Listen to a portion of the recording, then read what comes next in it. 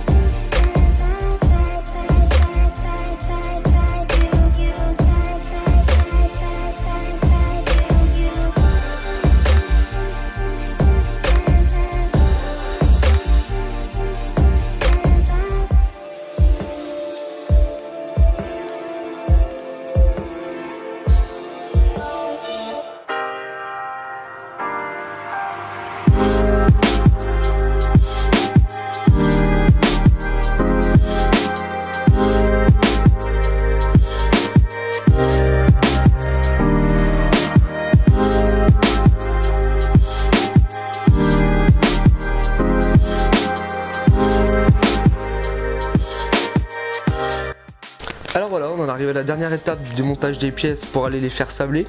Il reste donc uniquement les têtes fourches. Les têtes fourches, on va les retirer en 3 étapes. Démontage des pontets pour enlever le guidon. On va dévisser les 6 vis qui sont là pour pouvoir retirer les tubes de fourche et la roue avant. Et l'écrou qui se situe jusque là avec toutes ces rondelles et tout ce qui va avec. C'est ce qui tient en fait les têtes fourches sur le cadre. Donc voilà, on va le retirer et puis après normalement on pourra les enlever nickel. Allez, c'est parti.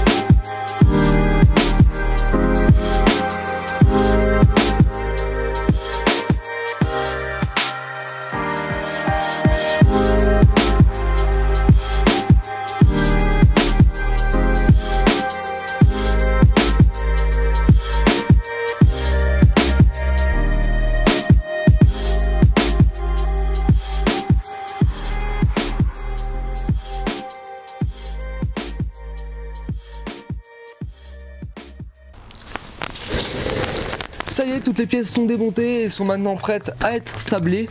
Donc qu'est-ce qu'on a? On a le cylindre et la culasse. Alors ça je voulais pas filmer parce qu'en fait c'était déjà démonté quand j'ai eu la moto. Et donc je vais voir pour y faire sabler, mais ça c'est pas sûr. Sinon ce qui est sûr qui va être sablé, ça va être les têtes de fourche, des vis, la pédale de frein arrière, le carter d'embrayage avec le carter de pompe à eau, l'étrier de frein arrière avec sa patte, l'étrier de frein avant et les 4 cale-pieds. Donc maintenant il me reste plus qu'à tout mettre ça dans mon sac à dos, à enfiler un jean et direction le sablage. C'est parti.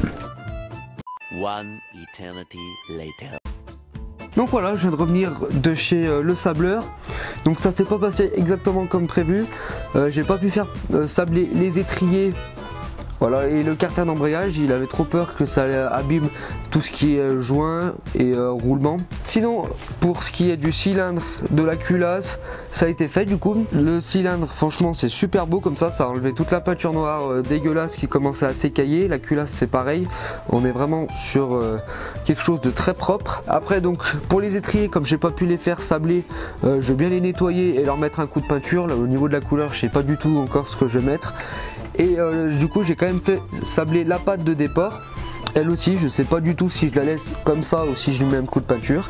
Et pour ce qui est du carter d'embrayage, donc là je l'ai préparé, je l'ai nettoyé avec de l'essence et du dissolvant. Après ce que j'ai fait c'est que je vais passer un coup de papier à poncer. Et après ce que j'ai fait c'est que je l'ai apprêté. Je l'ai apprêté avec de l'après garnissant. Donc ce qui dit après garnissant dit après ponçage. J'ai dû poncer le carter avec du 400. Je crois ouais, du 400 c'était. Parce que c'est conseillé sur la bombe donc de faire du 400 ou du 500. Et moi je l'ai fait avec du 400. Et on a un résultat qui est magnifique. Et du coup le carter ne demande plus qu'à être peint. Donc pour ce qui est de la peinture, je vais le peindre avec une bombe grise comme ça que j'ai acheté en revenant de chez Bricomarché, 8,25 € je crois. Donc voilà, une bombe de peinture grise brillante. Au niveau de la couleur, donc j'ai pris une de ce type pour rester dans des tons d'origine, mais à la fois plus une couleur qui se dirige plutôt vers les carters d'embrayage de Derby Euro 3. Donc pour donner une touche de modernité, on va dire, à notre carter d'embrayage Euro 2, qui avait plutôt une couleur qui est gris passé, crème, quelque chose voilà qui n'est plus dans les tendances et qui fait un peu vieillot. Donc voilà, je pense qu'avec ce gris brillant, on devra avoir quelque chose qui va ajouter de la modernité à notre moto. Je secoue bien la bombe et on est parti pour la peinture. C'est parti.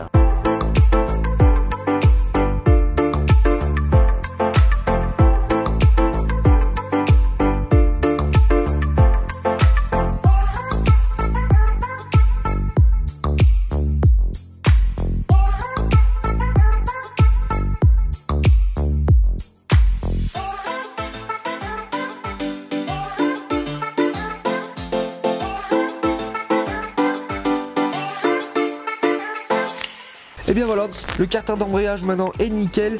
Il a été apprêté, peint, nettoyé avant même. Là j'ai enlevé toutes les protections de scotch, tout ça. Il n'y a vraiment aucune écaille, c'est super. C'est un résultat qui est vraiment très satisfaisant. Donc voilà, le carter donc est prêt à être remonté sur le moteur, quasiment prêt à être remonté sur le moteur.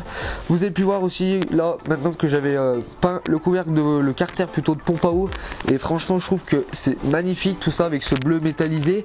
J'avais vraiment envie qu'il y ait deux couleurs sur cette face là du moteur, donc quelque chose, un gris comme j'ai dit, qui se fasse plus moderne, et également donc une touche de bleu qui rappelle le bleu anodisé des jantes et le bleu de la selle. Voilà, et là il y aura sûrement un obturateur donc de pompe à huile ici, parce que voilà, je peux pas laisser la pompe à huile, c'est vraiment des pièces qui sont qui sont trop incertaines. Voilà, si on peut, qui bug, on peut dire, si on peut appeler ça un bug, qui bug trop souvent, et ça peut vu les conséquences que ça peut faire, je préfère mettre un obturateur et enlever cette pompe à huile tournée au mélange.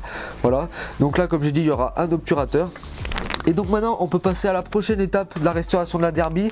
Ça va être donc de remonter le moteur, ce moteur Derby. Donc pour ça va se passer en plusieurs étapes, et la première étape, c'est celle qui va suivre juste après. Ça va être le changement du mécanisme de pompe à eau. Donc mécanisme, qu'est-ce qu'il y a? Il y a l'axe de pompe à eau, il y a les joints spi, enfin voilà, le plus important ça reste les joints spi de pompe à eau. C'est pour pas que le liquide de refroidissement puisse descendre dans le bas moteur, donc c'est pour ça que j'y change, parce que pendant qu'on y est. Donc pour ça je vais utiliser ce kit de changement de pompe à eau. Bien sûr vous aurez tous les liens dans la description de tous les produits que j'utilise. Donc ce kit d'une valeur de à peu près 14 € sur 50 Factory. Allez, c'est parti.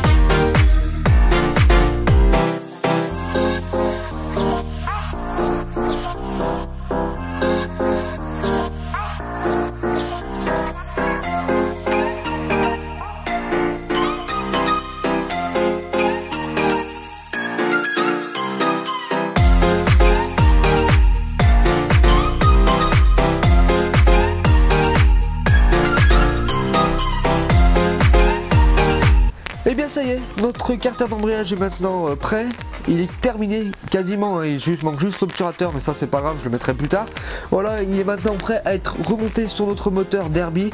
Donc voilà, il est nickel, il est super beau avec sa jolie peinture grise et son carter de pompe à eau bleu métallisé. Voilà, c'est super beau. Donc personnellement je le trouve super beau, dites-moi dans les commentaires ce que vous en pensez toujours. Donc maintenant ce qui va se passer, c'est que je vais retirer le moteur du cadre pour pouvoir ainsi le poser sur mon établi, et pour pouvoir changer les pièces sur mon établi, ce sera quand même bien plus facile. J'aurai un meilleur accès au moteur, donc pour changer par exemple l'embrayage, le moteur, tout ça, voilà, j'aurai un meilleur accès. Donc là c'est parti, je vais le retirer du cadre donc pour le poser sur l'établi. Donc voilà, on se retrouve sur la Derby. Donc la Derby, j'ai dû mettre dans des positions assez particulières.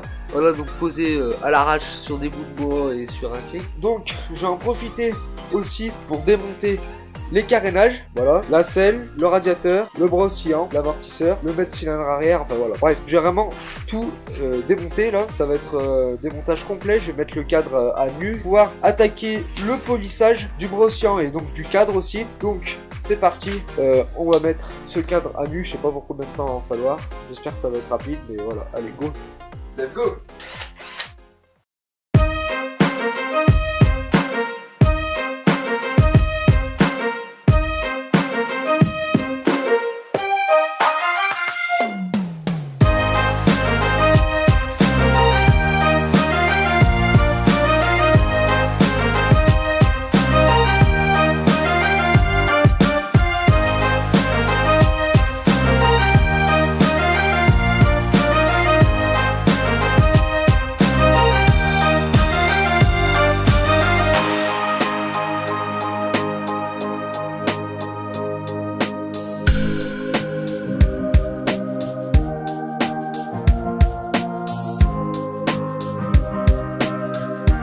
Donc voilà, on se retrouve dehors maintenant avec le cadre de la Derby, avec plus aucune pièce dessus.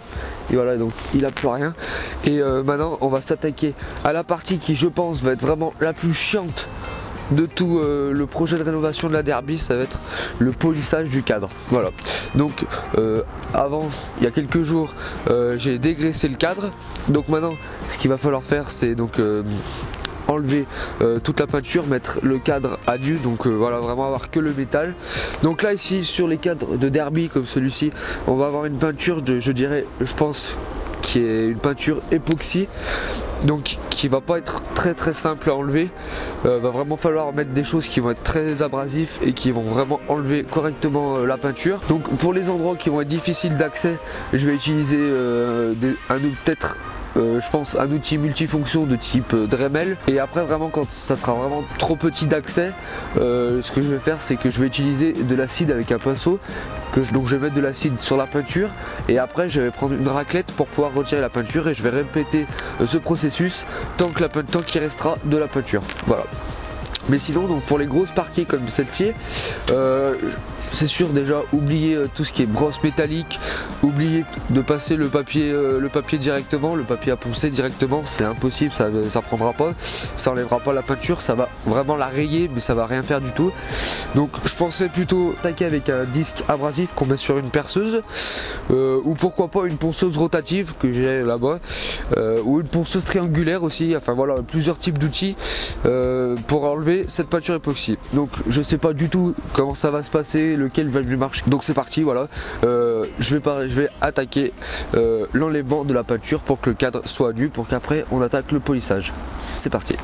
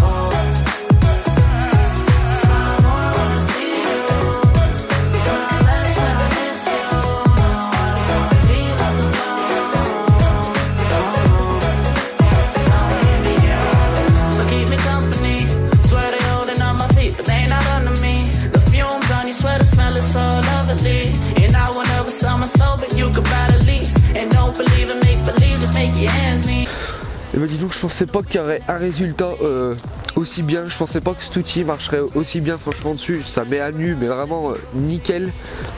Je pourrais pas faire mieux, c'est vraiment un truc de ouf.